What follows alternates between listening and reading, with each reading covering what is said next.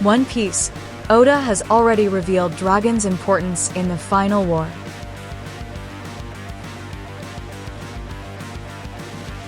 Throughout the One Piece story, very few characters have had an introduction quite on the same level as Monkey D.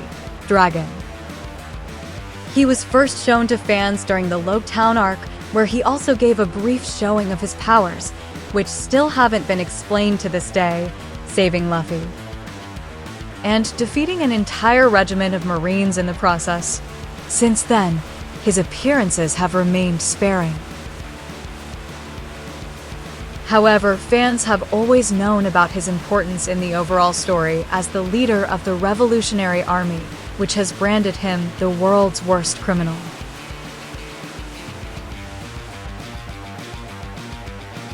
The final war of One Piece is fast approaching, and it will be the most pivotal event in history, and Monkey D.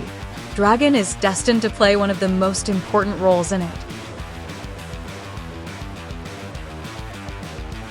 So let's go over why he's so crucial to this event, and what his presence means for the series. Monkey D. Dragon will be one of the central figures in the final war, the leader of the Revolutionary Army. When Dragon was first mentioned within the story, he was regarded by the world government, and pretty much everyone else in the world by extension, as the world's worst criminal. For many fans, this means that Dragon has the highest bounty that we have ever seen, perhaps even greater than that of the former Pirate King, Gold, Roger, and pretty much anyone else in the series. Even before everyone knew the full scope of Dragon's influence, they were certain that he was going to be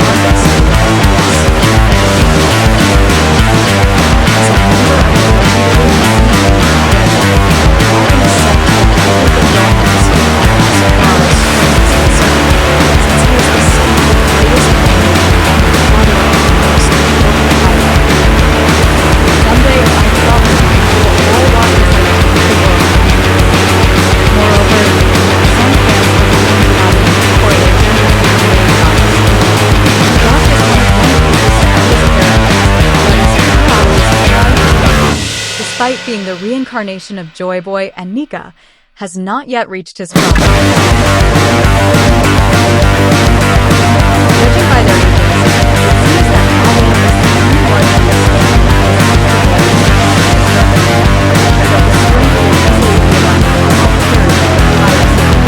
With many even thinking that he may be the classic character that thinks or wrong.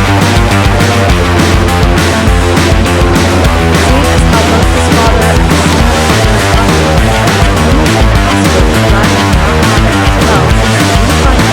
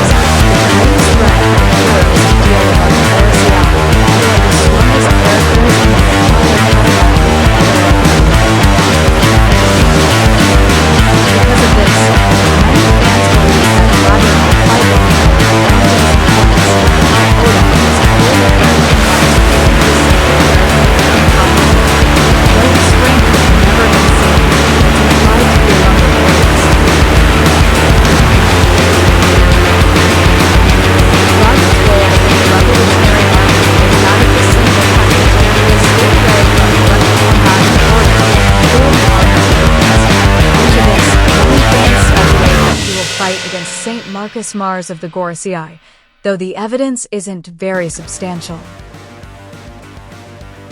Both characters act as strategists in their respective organizations and are calmer and more measured in their responses than their contemporaries, which causes some fans to pit them against one another in the final war.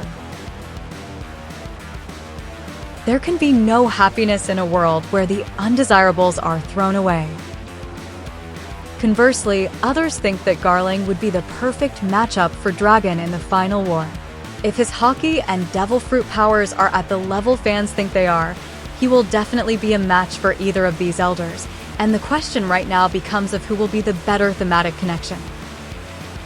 All the contextual clues within the story clearly point at Dragon's strength being among the top tiers of the series, so he needs an opponent on that level as well.